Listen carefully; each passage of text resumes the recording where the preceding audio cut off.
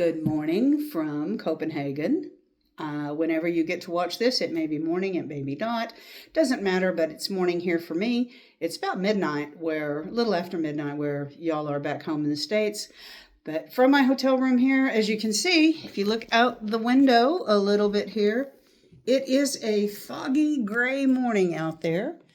But if it's anything like yesterday, it's going to turn into a beautiful day. Yesterday was absolutely gorgeous. I have a friend who lives just outside of Copenhagen, and she and her husband picked me up yesterday morning and took me all over Copenhagen and showed me some cool sights, taught me some Danish history, made me laugh, fed me, showed me the bookstore. We got to have lunch in a library. This was so cool. This library there's books and books and you can see they're old books all up on shelves. I got shown the Danish encyclopedia. I had a lovely little lunch there in the library. The lunch that I had, the portion I served, was called a shooting star. And this is really interesting because it's, according to Gita, it's very Danish. It is an open-faced fish sandwich. You would kind of think the fish like with fish and chips, but there's no chips. It's on Danish rye bread, and there's this wonderful slaw type of thing, and it had salmon, it had caviar eggs, it had asparagus. Wonderful meal. The reason they call it the shooting star, and this is what Yorgo, Gita's husband, was telling me, back when Nikita Khrushchev was in power, he visited Copenhagen, and the chef, whoever was in charge of all of the political stuff, the chef wanted to do something special for Mr. Khrushchev when he was here. And so he created this dish with the fish and all of this stuff, and he called it the shooting star because the Russians had been the first ones in space.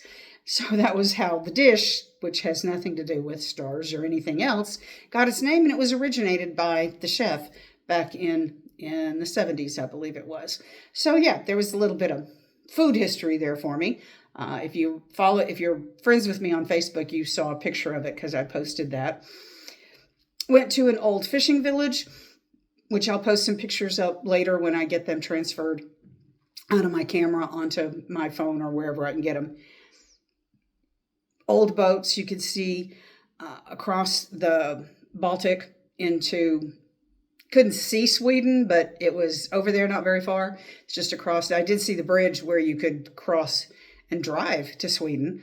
Don't have the time this trip, not going to make it.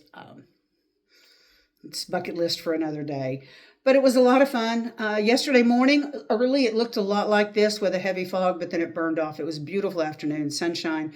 Walked through King's Garden. Saw a lot of cool architecture. There's very neat architecture, building elements that are just, couldn't give you a name to them. I don't know anything about architecture, except I like what I see. A lot of statues, some different things.